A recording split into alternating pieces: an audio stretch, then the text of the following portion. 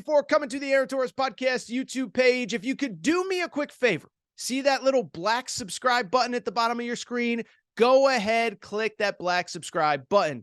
Really does help our audience grow, really does help our channel grow, really does help and mean more than you could possibly know. So go ahead, hit that little black subscribe button. Also, thank you to our presenting sponsor, Betfred Sportsbook and the Betfred Sportsbook app. Bet 50 on any game, get $250 in free bets. Thank you again to Betfred. Thank you again to you. Now, here is the video that you came here for. Just talk Bronny James. Obviously, a couple big high school recruits still out there as I record here on Saturday.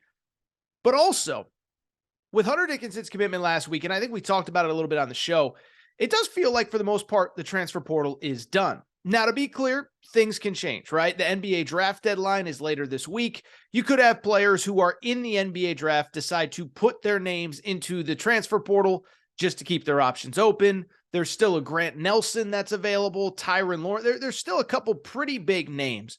But for the most part, the portal is kind of starting to quiet down, which again makes sense because most schools have their players reporting back to campus late May, early June to get ready for the 2023-2024 season ahead.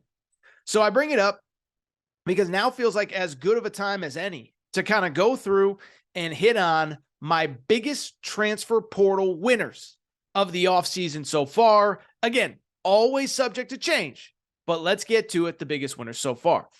My number one biggest transfer portal winner, drumroll please. I think it could really come down to one or two teams, Kansas or Arkansas. But since Kansas got the number one player in the portal, the biggest difference maker, I will go with Kansas as the first and biggest portal winner of the offseason so far. And by now, you don't need me to tell you all about Kansas and Hunter Dickinson and what, but like, there is something to be said.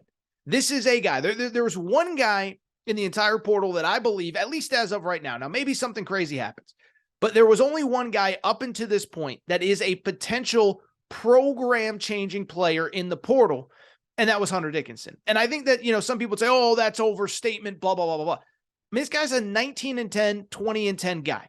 I know Michigan didn't make the NCAA tournament this year, but they dealt with injuries. They were a young team. There was the weird thing where the coach's son was probably taking more shots than people would have liked, even though Jett Howard's a very talented player. But I just bring it up because this guy was by far the best player in the portal, and I do think he takes Kansas to another level being on their roster. They went from a very, very, very good team. Anytime Bill Self takes the court, he's going to have a team that's good enough to compete at the highest level. But now with Hunter Dickinson, I do believe that it changes the trajectory of the team. Potential Big 12 champ, potential Final Four team to, if they're not the national championship favorite, they're in the short conversation. That is what Hunter Dickinson brings. That is what he means to that program.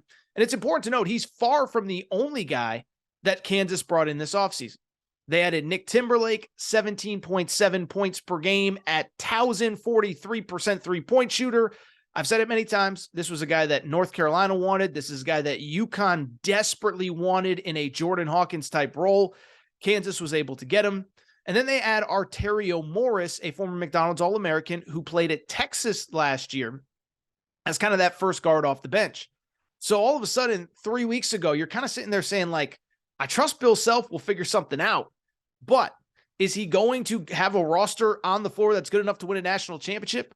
Well, again, now they're the potential favorites, and I think they probably will be if they seal the deal with Mackenzie Mbako, the five-star former Duke commit.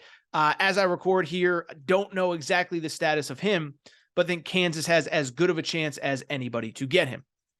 Let's get to the other team that I believe when we're talking about the best teams in the portal this offseason, you have to consider. And that's the team that is, since the portal became a thing, this has kind of become Eric Musselman's thing. And Eric Musselman in Arkansas once again clean up in the portal. This is a guy, again, dating back to the Nevada days, really used the portal almost again with his professional background like a free agency type situation, and he has taken it to another level at Arkansas. This year, Arkansas added 5 players out of the portal who are all really, really, really good. Keon Menafield, all Pac-12 freshman team guard last year, 10 points per game, 33% three-point shooting. They also added Tremont Mark, a two-way player out of Houston, about 10 points per game, really good rebounder for his size, really good defender for his size, super athletic, all of that good stuff. On top of that, they added Khalif Battle, 21 points per game, 2 seasons at Temple, can put the ball in the basket. They added L. Ellis, Louisville's leading scorer, 17.5 points per game. And they added Jeremiah Davenport, a 3-point shooter.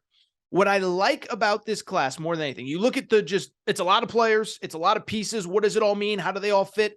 I don't know. Eric Musselman will figure it out. He always does. But what I really like about it, to be honest, is that it is a situation where basically all of these pieces, they all kind of do something to complement each other. Keon Menifield's the quick, beats you off the dribble guard. Tremont Mark, he's kind of the two-way aficionado, great rebounder for his size. He will be, I believe, the best wing defender that Arkansas has. L. Ellis, like I said, 17 points per game at Louisville. When he committed, we talked about this. He ain't going to get 17 at Arkansas, but he could probably get you 12 to 13 in a much more efficient manner. Khalif Battle, a little bit of a bigger guard, 6'5", 6'6", really, again, another two-way player. And then Jeremiah Davenport's your 3-point shooter. So what I like about this class, it's not just about stockpiling bodies, but all the pieces kind of fit. And again, Eric Musselman always does a great job of putting together a roster that complements itself nicely. The other part I like about it is a lot of these guys are elite defenders. Tremont Mark is an elite defender. Keon Menifield has a chance to be an elite defender. Everybody else has positional size and length. Really like this group. It is worth noting, there is one other portal guy that they are very much in the mix for, Grant Nelson, best player in the portal. If he does come back to college, he's currently testing the NBA draft waters. Do get the sense that that Arkansas is in the mix. Now, are they a favorite? Would he go there? Arkansas has other pieces. I don't know. But I do think they are very much a factor. Arkansas at number 2 in my transfer portal winners. Let's keep it going. Number 3 in the portal winners, and let's head down to the ACC and the North Carolina Tar Heels. And let me say this for North Carolina. Listen, anytime we talk Carolina, it's a distinct conversation, right? Hubert Davis, to this point, there's a lot of peaks and valleys. Let's say that. Started his first season really, really, really bad. Then made a run to the national championship game. And then this season, it's not an exaggeration to say one of the most disappointing seasons in college basketball history, going from preseason number 1 to a team that turned down an NIT invite. So we can argue, or it's not really even arguable, that he's mostly been a disappointment as a head coach, but he is the head coach, and his job was to fix what ailed them last season when they missed the NCAA tournament. I think he did about as good of a job as he possibly could have. We've talked about it many times. It's clear that he is planning to build through Armando Bacot and RJ Davis. Caleb Love feels like he's getting a lot of the blame, fair or not. But you get Armando Bacot back, you get RJ Davis back. That is a big deal. And then on top of that, you really fill out the roster nicely around them. RJ Davis is a point guard. Well, what do you get? You get Harrison Ingram, former McDonald's All-American, 10.5 points per game at Stanford this year. He's kind of that hybrid 3-4. I think he'll play more of a 3, but could play a 4 in a small lineup if you want to go small. Cormac Ryan from the ACC, Notre Dame, 12.5 points per game. Only shot about 35% from 3 this year, but shot over 40% as a junior 2 years ago. On top of that, Paxson Wojcik, bucket getter from the Ivy League in Brown. Now, he's not going to be a 20-point per game guy in the ACC, but can he get you 8 to 10 off the bench? He just might be able to. And then Jalen Withers, another big guy as well. And so again, we can criticize Hubert Davis, the coach on the court, but he had a job to fill out that roster nicely around those guys. I think he did. Size, 3-point shooting. Harrison Ingram's kind of a slasher that needs to work on that 3-point shooting. But I'll tell you, I put together all these 2 early top 25s. North Carolina, outside of Duke, they're as good as anybody in the ACC on paper. Now it's Hubert Davis's job to get them to live up to expectations. Let's keep it going. Let's go back to the SEC. How about those Tennessee Volunteers? Tennessee was a weird one. They did nothing for like 5 weeks. We're just hanging. What does it mean? All that good stuff. Are we good? Are we not good? Are we making moves? Are we not making moves? Well, then what happens? In like a 3-day span, they got 3 guys. It wasn't 3 days. It was maybe 5 days. They get 3 guys.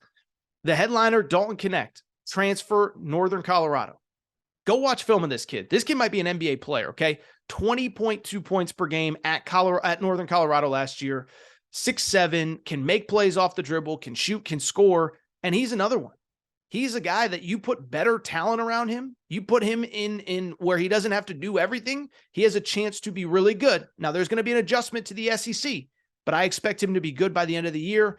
And I know that this is a guy that, again, all you got to do is see who else was recruiting him. Indiana wanted him bad. North Carolina wanted him bad. And so the fact that he ends up at Tennessee, it shows you just how valuable this guy was, and hopefully should add some scoring pop to a team that desperately needed it from a season ago. Beyond him, you had Chris Ledlum. We talked about him. He's from Harvard, about 18.5 points per game, 8.5 rebounds per game. And Chris Ledlum, he's kind of actually got that Grant Williams type body. Now, it's hard to expect him to play like Grant Williams. Grant Williams, I know he's a role player in the NBA. He was 2-time SEC Player of the Year. So you look at Grant Williams and you look at Chris Ledlum, but can he have a similar role? Again, 10.6 rebounds. Is that too much to ask? I don't think so. And then you add Jordan Gainey, the three-point shooter, son of an assistant coach, Justin Gainey. I think Tennessee still has a piece or two to figure out. One of their freshmen, B.J. Edwards, just hit the portal. He should be a priority for a lot of different schools, but Tennessee is in the mix. Let's keep it going. Give me 1 second here. Sorry, I dropped something on the floor. It's my pen. It's my trusty pen that I just dropped on the floor. Let's keep it going. Number 5 on my best transfers list. This is one that kind of crept up on me. You know who's had a really good offseason? The West Virginia Mountaineers. Country roads, take me home. Okay, I'll stop singing. But Bob Huggins quietly, very good offseason. So they struck early with Kirk Kriisa, okay? And I think a lot of people, Kirk Kriisa, I saw him at Arizona, he stinks. I'm not saying he's John Wall or Derrick Rose or whoever. I can't think of another good Anthony Edwards, okay? I get it. He's not. If he was, he'd be in the NBA right now. He's entering his 4th year of college basketball. But he is also a guy that, as a starter as a junior, was a starter on a number 1 seed in the NCAA tournament, was a starter on a 2 seed this year, a team that won, 50, 60-something games in 2 years? So don't tell me he's terrible. Now, he might not be able to be the best player on a national championship team, but can he be a contributor on a national championship contender? And I'm not saying West Virginia is, but can he be? Yeah, because we've seen it. Like, he's literally done it the last 2 years. On top of him, this was a big one. Jesse Edwards, 6'11", from Syracuse. This was the kid that entered Syracuse. His dad basically bashed Syracuse on the way out, was basically like, I don't think they're taking NIL very seriously over there. Now, to be fair to Syracuse, there is a situation where Jesse Edwards is an international student. They're limited in what they can do. But Jesse Edwards, this was a guy, 14.5 points per game, 10.5 rebounds per game, really good college basketball player, about 2.5 blocks per game. I think he's going to thrive at West Virginia. And then recently they added a kid named Raekwon Battle. Okay, Raekwon Battle is a player who began his career at Washington, didn't really work out, went to Montana State where he blew up, 17.5 points per game. Now he's going back to the Big 12. And I think that's a piece that's a very, very, very nice piece for Bob Huggins. I think they have a chance to be pretty good this year. It'll be interesting to watch them, but I think they have a chance to be pretty good. Let's keep it going. Number 6. This is a team we've talked about. It's the Gonzaga Bulldogs, okay? And I've done my whole spiel about where is Gonzaga as a program and is it possible they take a step back and all that good stuff. But listen, Mark Few had to make moves in the portal this offseason, and Mark Few did make moves in the portal this offseason. Here is who Mark Few has added at Gonzaga this offseason. They have added Ryan Nembhard. Listen, Ryan Nembhard, we talked a lot about him, okay? We talked a lot about Ryan Nembhard. This was a guy that was at Creighton. Again, another guy, 2-year starter. A guy who basically Greg McDermott put the ball in his hands day one and said, go win us some games. And he did nothing but that. Enters the portal. It's an Arizona Gonzaga recruitment. His brother commits to Gonzaga previously, or not commits. He played at Gonzaga for 2 years. And Ryan Nembhard now ends up at Gonzaga. On top of that, you have Graham Ike, the Mountain West preseason player of the year, was hurt this year, but 2 years ago helped Wyoming to the NCAA tournament. Averaged about 19 points, 9 rebounds per game. He's kind of got that Drew Timme body and frame. Think he does a good job replacing a lot of what Drew Timme did. And so now you look at Gonzaga. They also added a kid named Steele Venters. Great name, by the way. 3-point shooter, played at Eastern Washington, probably about 20 minutes from Gonzaga. Really good player. And you look at Gonzaga now. This is a team. They're in the top 20. They're going to win a lot of games. Don't know what their ceiling is. Maybe they add another piece or two. But for the most part, I like what they did in the offseason. And they went from a team that was like a fringe top 25-ish type team to a team that now I believe is good enough to compete, certainly for a 2-3 seed in the NCAA tournament. Don't know if they're national championship type good, but they should be really good. Let's wrap it up with a couple others. Florida. Let me give credit to Todd Golden and the Florida Gators. Everyone thinks, oh, Torres crushes Todd Golden every chance he gets. Well, Todd Golden and the Gators did a really good job this offseason. And they weren't in the NCAA tournament, so they got a little bit of a head start. But they've got some real difference makers this offseason. The first guy that I want to talk about, a kid named Walter Clayton Jr. If the name sounds familiar, this was Rick Pitino's best player at Iona, okay? And when Rick Pitino left for St. John's, everybody assumed it was a done deal. This kid was going to St. John's. Instead, he's from Florida. Florida gets the visit, and Florida gets a commitment from this kid. 17.5 points per game, 43% three-point shooting. Listen, I know it was at Iona. If you can shoot 43% at any level of college basketball, this is a guy that's going to be able to fill up the basket at a place like Florida. They also added Tyrese Samuel, big guy down low, about 11 points, 9 rebounds per game at Seton Hall. Veteran player, wanted to weigh his options. He is going to be a really good power player in the SEC. Micah Hanlogten, 7-footer from Marshall. Great rebounder, about 10 boards per game last year. About 2.5 blocks per game. He's going to step into that Colin Castleton role. Cool thing about him, he's only he just finished his freshman year. So you're going to get him in your program and develop him over a 2 or 3 year stretch. He has a chance to be a really good college basketball player down the road. Also, EJ Jarvis, a wing that played at Yale, another really good player there. A couple other teams I want to hit on. One, Bama. Listen, Bama obviously took a little bit of a hit with Jaquan Walton, the kid that was committed, but 2 really good guards. Aaron Estrada, 20.5 points per game this year at Hofstra, 2-time CAA Player of the Year. Colonial, that's the Colonial for people who don't know. And also on top of that, Latrell Reitzel, 6'6" guard/forward, should be a very valuable piece for Alabama. Alabama is waiting for a couple NBA draft decisions, but like the pieces that they added. And then finally, let me wrap by saying this. Well, I should, 2 more, and they're related. The first is Texas. Let's give Texas credit. They've struggled in terms of, they've lost 2 5-star players, Ron Holland and A.J. Johnson, who were committed. A.J. Johnson's going pro overseas. Ron Holland, we'll see what he ends up doing. But I bring it up because they also have had some nice pieces out of the portal. Max Abmas was the leading scorer in college basketball a few years ago, averaged 20 per game at Oral Roberts. They also added Caden Shedrick, a very nice piece from Virginia. Now they just got to get Tyrese Hunter back. Think they have the chance to be good. And speaking of Texas, their former head coach is now at Ole Miss.